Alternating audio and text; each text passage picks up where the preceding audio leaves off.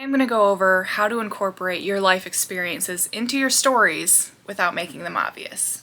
So, one thing you have to remember is a lot of people don't know your life stories or like the true ins and outs of what goes in your mind. So a lot of the times you're safe when you're incorporating these things. And I think it's something really cool that authors can do is put little tidbits of their life into each story. Now, important things to note. You want to make sure that you change all names, places, things that are obvious to the people that were involved, anything like that. Make sure that's not obvious to pick up on because you don't want to run into a situation where they want to sue you or stop you from putting the book out there, or even worse, you have to pull it from the shelves because of legal issues because they're fighting you. Now, how do you incorporate them? I've already went over changing names, places, and the remembrance of not a lot of people are going to know or be able to pick out those things. So, when I'm writing my stories, for me it's easy, but you want to think of little characteristics that you'd like to put in your characters, and you can like process your trauma in certain ways, or at least I can.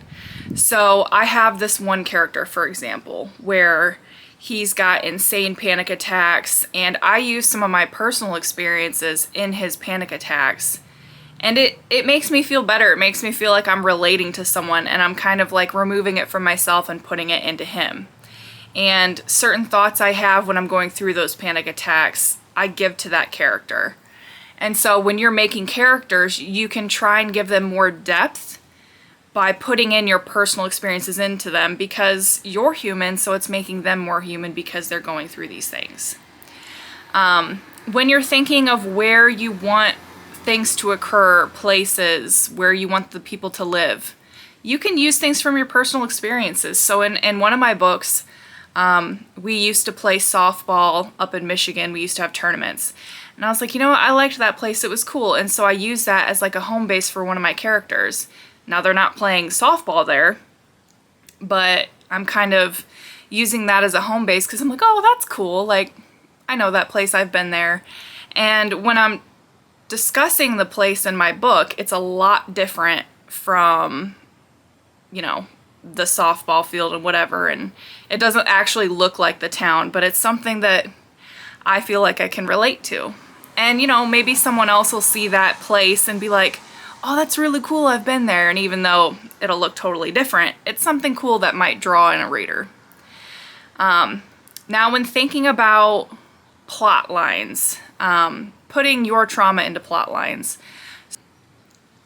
say you went through a really traumatic medical episode. That's something relatable to me, or you have chronic illness. So you can twist and turn and use that in the plot line. So for example, if you have a character that is going through cancer or something, you can use certain things from your own trauma into their plot line. Like maybe they were in remission and then they got it again and then they defeated it again, like it turned into this cancer or that cancer. And let me know if when you put your trauma into these characters, into these places, into these stories, if it helps you.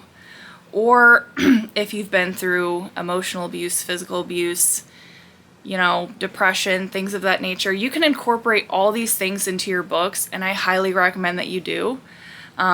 Addiction, certain parties that were traumatic for you, if you always felt like you were left out. I have a character that, you know, he's a cool guy on the outside, but back in the day, no one liked him, no one related to him. And it just feels relatable and good to me that my characters have been through kind of the similar things I have. And I know that's one thing that's going to make it really hard for you to give up creative rights to your book, but you can also self-publish and keep all those creative rights. So I hope this helps you. If you have any questions on plot, character development, more in-depth things like that, please comment down below and I can do another video on it. I did do another video on character development already on my channel, so you can look that up. But I hope if you found this useful, you'll subscribe, and if not, I hope to see you around. Thanks.